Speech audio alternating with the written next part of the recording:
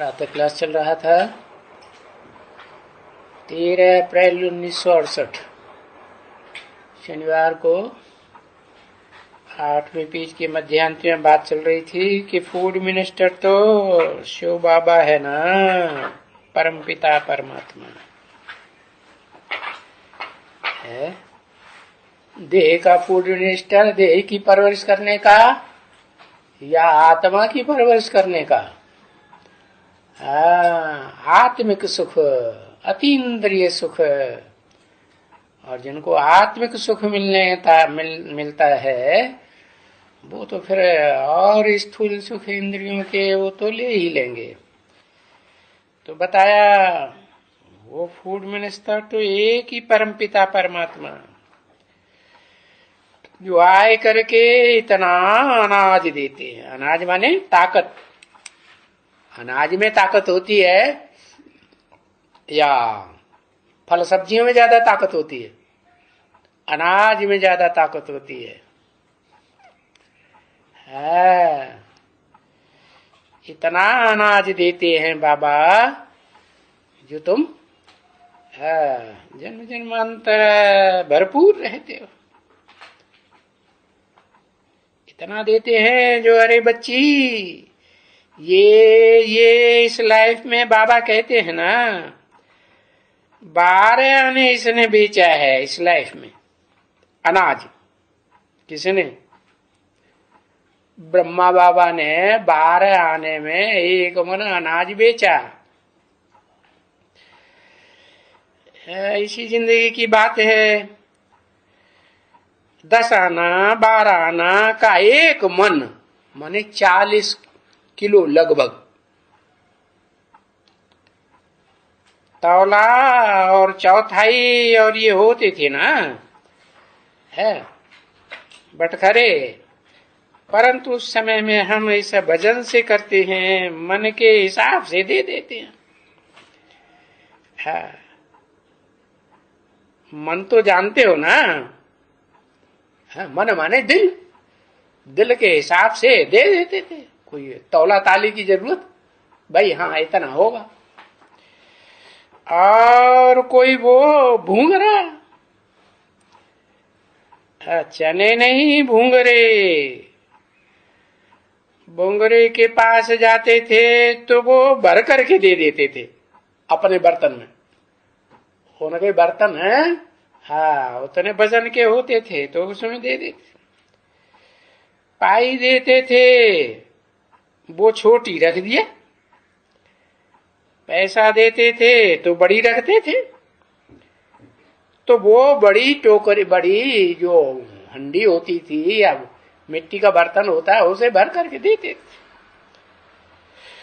अगर 2 पाई तो 2 छोटी देते थे। पैसा देंगे तो उठाएंगे बड़ी वो, और पैसा नहीं देंगे तो वो बड़ी नहीं उठाएंगे। देखो वो थी ना आगे। अभी तो के देखो क्या क्या निकल पड़ा है। क्विंटल, फुंटल, स्विंटल, जाने क्या क्या निकल पड़ा। अभी तो बाबा क्विंटल है। और ये भी नहीं समझते हैं, क्योंकि ये कायदा है कि जो जैसा राजा बनता है वो अपना सिक्का अपनी बात मनवाता है। सब अपनी अपनी राजाएं जो बने हैं अपनी भाषा चलाई है, अपनी बातें चलाते हैं। तो देखो ये राजाएं तो देखो कितने सिक्के हैं जिनमें राजाओं के चित्र बने हुए। और हो सकता है जो आगे भी गाया हुआ है कि भाई हिस्ट्री में ऐसा भी हुआ कि कोई चमार बैठ गया 1 दिन के लिए या 2 दिन के लिए राजा बन करके, तो उसने काहे के सिक्के चला दिए। पता है, चमड़े के सिक्के चलाई दिए। ये गायन है। हाँ। 13/4/1968 की प्रातः क्लास का 9वां पेज। किस समय का गायन है? ये पुरुषोत्तम संगम युग का गायन है। देह अभिमान को चमड़ी कहा जाता है। तो हाल ऐसे देखने में आते हैं।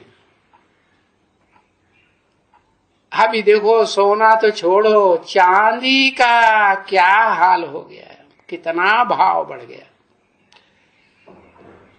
है। सोने का भाव क्या हो गया? अभी तो तांबे को भी हटाई दिया। तांबे का सिक्का पहले बनाते थे ना, वो भी हटाई दिया, क्योंकि उनको ये सब काम में आता है। किसमें? लेन देन करने में विदेशों से। हाँ, ये सारा काम में आ जाता है। ऐसे नहीं सिर्फ सोना ही काम में आता है। तो हो सकता है कोई अच्छे चमड़ा भी कोई ऐसा निकालेगा और निकलेगा। आजकल देखो क्या क्या निकालते रहते हैं। तो ये निकलते हैं, फिर शायद चमड़े के भी सिक्के बन जावे। हाँ। तांबे के देखने में जैसे हल्के, ऐसे चमड़े के सिक्के। निकल के भी तो बनते तो है ना। तो कम से कम जितना तमो प्रधान बनता जाएगा, इंसॉल्वेंसी पूरी होती जाएगी। क्योंकि ये तो तुम बच्चे जानते हो, बिल्कुल ही कलयुग के अंत में इंसॉल्वेंट बनना होता है। इंसॉल्वेंट कौन बनता है? जो पुराने थे, पुराना है, वो इंसॉल्वेंट बनता है ना बच्चे। अरे ये भारत तो बहुत पुराना है। नाम ही इनके धर्म का देते हैं आदि सनातन। सनातन माने पुराना, और उसमें भी आदि का पुराना। नामी ग्रामी है। तो लोग भी समझते हैं कि हाँ ये बहुत पुराना है। तो जब कोई पुराना देश गरीब होता है तो फिर उनको बहुत कर्जा देते रहते, क्योंकि यहां इस दुनिया में आमदनी तो कर्जा देने में बहुत है ना बच्ची। इस देश में अक्कल कम था साइंस का। हाँ, और विदेशों में साइंस का अक्कल बहुत बढ़ गया। अभी तो देखो कितनी साइंस बाहर से आती है, कितनी क्या क्या, ये देखो क्या क्या चीजें बन गई हैं। ये बाहर की मदद है ना सभी। आजकल भी देते हैं, पैसे भी देते हैं, और वो अक्कल वाले ही आकर के फिर बच्चों को सिखलाते रहते हैं। अक्कल जानते हैं क्या होता है? बुद्धि। हाँ, तो देखो अभी भारत की क्या हालत हो गई है। दूसरों से लेते रहते हैं, खुद की अकल तो उतनी है नहीं, पत्थर बुद्धि बन जाते हैं। अब ये भी तुम बच्ची जानती हो क्या है? ये पत्थर बुद्धि क्यों बन जाते हैं? प्योरिटी की पावर इन राजाओं में नहीं रहती जो जन्म जन्मांतर के राजा बने हैं भारत के। तो फिर अक्कल चट्ट हो जाती है, क्योंकि ये संगम है ना। कलयुगी अंतिम दुनिया का नई दुनिया से संगम है। तो तुम सारे चक्कर को अभी जान गए और तुम्हारी बुद्धि में अच्छी तरह से बैठा हुआ है। सारा चक्कर तुम्हारी बुद्धि में बैठा हुआ है, इसलिए तुम्हारा नाम ही देखो रखा है। क्या नाम रखा है? स्व मने आत्मा, दर्शन मने आत्मा के 84 के चक्कर का, 84 के जन्मों का दर्शन करो बुद्धि से, मन से। स्वदर्शन चक्र, चारों युगों का ये चक्कर बुद्धि में घुमाते रहो। तो ये नाम तुम्हारा रखा है स्वदर्शन चक्रधारी। तुमको ही कहा जाता है स्वदर्शन चक्रधारी। ऐसे नहीं कि ये इसको दादा लेकर आज ब्रह्मा को कहा जाता है, इसका चलता है सुदर्शन चक्र? नहीं, इसका सुदर्शन चक्र चले तो क्या होगा? जन्म मरण के चक्कर से अपने शरीर के द्वारा ही छूट जाए, है ना? लेकिन छूटता है और ही सूक्ष्म शरीर का कड़ा बंधन बन जाता है, नहीं बनता? बनता है। तो तुमको कहा जाता है सुदर्शन चक्रधारी, मेरे को भी नहीं कहा जाता। मुझे सुदर्शन चक्र घुमाने की दरकार है? क्यों? क्यों नहीं है? कारण अरे है, हाँ, मैं तो पहले से ही त्रिकालदर्शी हूं, क्योंकि जन्म मरण के चक्कर में नहीं आता। हाँ, इसलिए मैं तो हूं ही त्रिकालदर्शी। बाकी जो भी आत्माएं हैं, भोगी आत्माएं, वो तो सब जन्म मरण के चक्कर में आती है ना, सुख भोगते भोगते, दुख भोगते भोगते। तो तुमको कहा जाता है सुदर्शन चक्रधारी, न इसको कहा जाता है, न मेरे को कहा जाता है, तुमको कहा जाता है। नंबरवार पुरुषार्थ अनुसार तुम बच्चे हो। अभी तुम्हारे को ही नया करके बनाते है। तुम पुराने थे पुराने, तो सबसे जास्ती पुराने, उनको सबसे जास्ती नया बनाते। और हम बच्चों को कहें, बच्चों स्वदर्शन चक्रधारी भव। हाँ, कौन कहे? हम कौन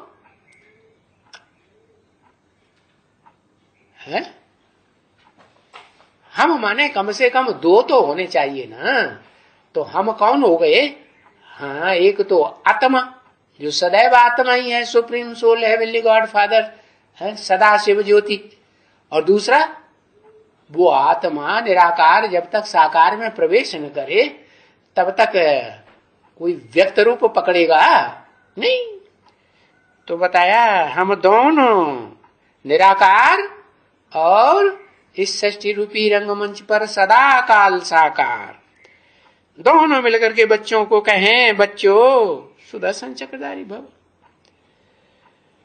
तो वो बच्चा समझेगा कि ये सुदर्शन चक्रधारी क्या चीज है।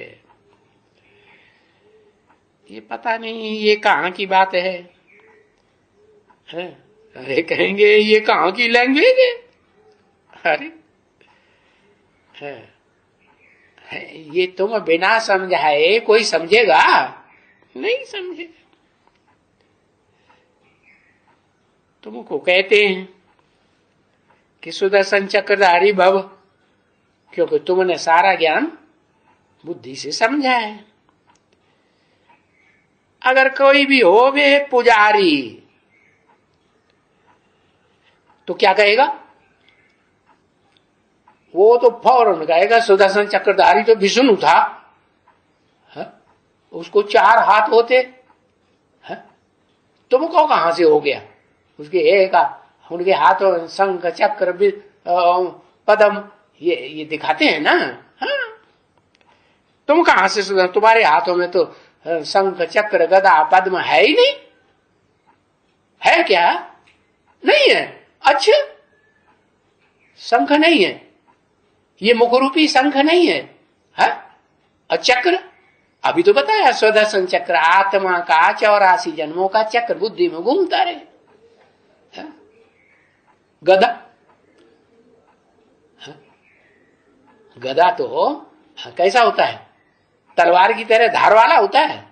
नहीं, मोटा ताजा होता है। गदा मारा, ये गुड्डी गुड्डी हड्डी गुड्डी सब टूट गई। भीमसेन ने गदा मारा था ना, किसको? दुर्योधन की जांग, तो जांग टूट गई कि रह गई? टूट गई ना। तो तुमको कहते हैं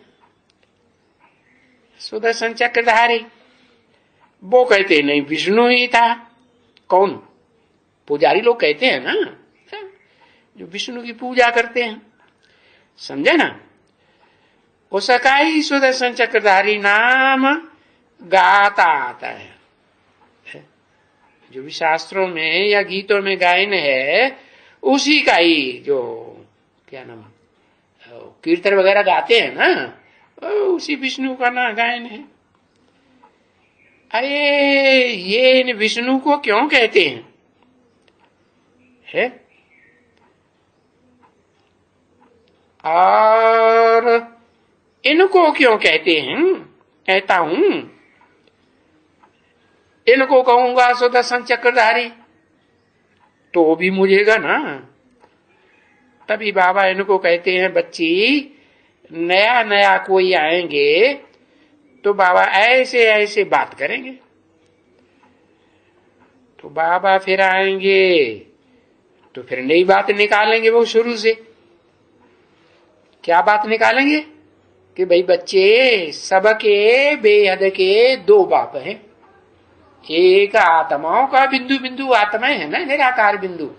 बिंदु को तो चाहिए जितना छोटा बना दो तो निराकार हुआ ना। कि उसका कोई लंबाई चौड़ाई होती है?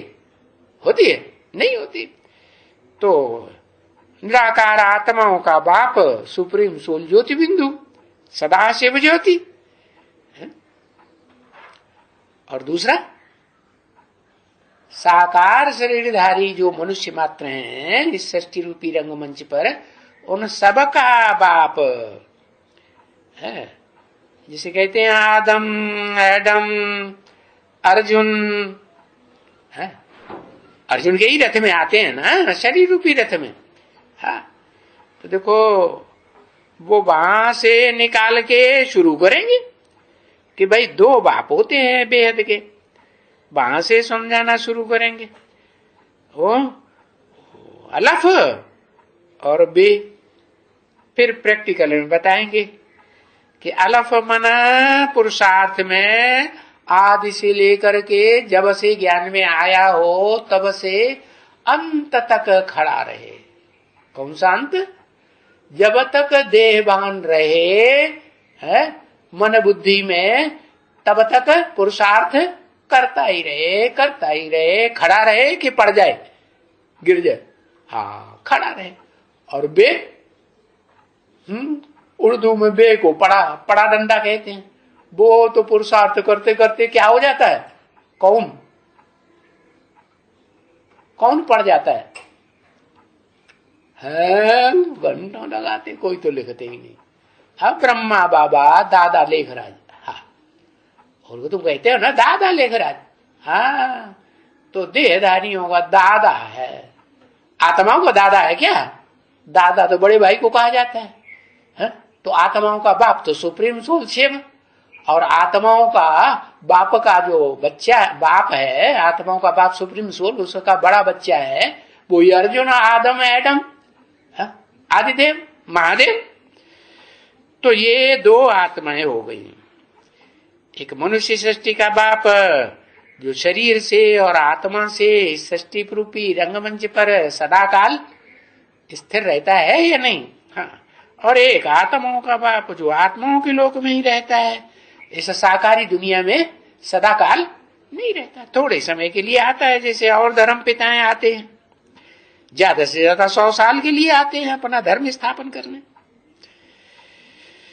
तो अब समझ गए ना कारण? क्योंकि तुम नए ले आते हैं और बड़े आदमी हैं, है।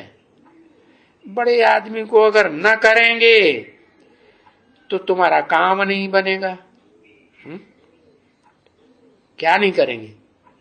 बड़े आदमियों की सेवा नहीं करेंगे, ईश्वरीय ज्ञानी की सेवा करना है ना, नहीं करेंगे तो तुम्हारा काम बनेगा? नहीं बनेगा। उन्हें तो समझाना ही पड़े, क्योंकि बड़े आदमियों के काम भी तो, उनसे काम भी तो निकलता है ना। तो बोलेंगे हम देखें क्या बाबा को, है? तुम्हारे शिव बाबा को हम देखें क्या? तो बाबा कहां से निकाले? है? जैसे बच्चों को कहते हैं, बच्चे सबको समझाओ कि ये मनुष्य मात्र का इस समय में दो बाप हैं, एक लौकिक साकार बाप और एक पारलौकिक बाप। लौकिक हद का होता है, हद की दुनिया का। पारलौकिक बेहद आत्माओं का बाप है। आत्माएं की हद होती है या बेहद की आत्माएं? बेहद की कैसे? अरे बोल दिया तो बताओ ना फिर कैसे है? अरे घंटों लगाते है। बेहद आत्माओं का बाप इसलिए कि मनुष्यों की तो संख्या आदमशुमारी फिर भी दुनिया में करते हैं, देश देशांतर में, लेकिन प्राणी जो और हैं, पशु पक्षी कीड़े मकोड़े, इनकी शुमारी करते हैं क्या? इनकी गिनती करेंगे? वो कर ही नहीं सकते। तो लौकिक का जो देह का बाप है वो तो हद का हो गया है। कौन बेहद का बाप कौन है लौकिक में? है कोई है या नहीं है? अरे एक अक्षर लिखने में कितनी देर लगाते हैं, दुनिया भर की इबारत लिखेंगे। प्रजापिता, हाँ प्रा लिख दो, मानव समझ में आ जाएगा। तो पारलौकिक बेहद का बाप उसके मुकाबले है, वो पारलोक का है, इस लोक का नहीं है। सूरज चांद सितारों की दुनिया से पार जाता है। और चैतन्य सूरज चांद सितारे भी हैं कि नहीं इस दुनिया में? है। तो उनसे भी पार जाता है कि इन्हीं के साथ रहता है? उनसे भी पार जाता है। तो पारलौकिक बाप तो जब है तब जो बच्चों को वर्षा देंगे तो कैसा वर्षा देंगे? वेद का बाप है तो आत्मा रूपी जो बच्चे बनते हैं उनको हद का वर्षा देंगे या बेहद का देंगे? बेहद का वर्षा देंगे। जो वर्षा है वो आत्मा बनने, आत्मिक स्थिति में स्थित होने वाले बच्चे को सिवाय और कोई धर्म वालों को मिल ही नहीं सकता। तो बरोबर ये देखो है, इतना बेहद का वर्षा देते हैं ना, जो जन्म जन्मांतर खूंटता नहीं। ये बाप का वर्षा है ना, बेहद के बाप का। आदि सनातन देवी देवता धर्म का वर्षा बाप से मिलता है। ओम शांति।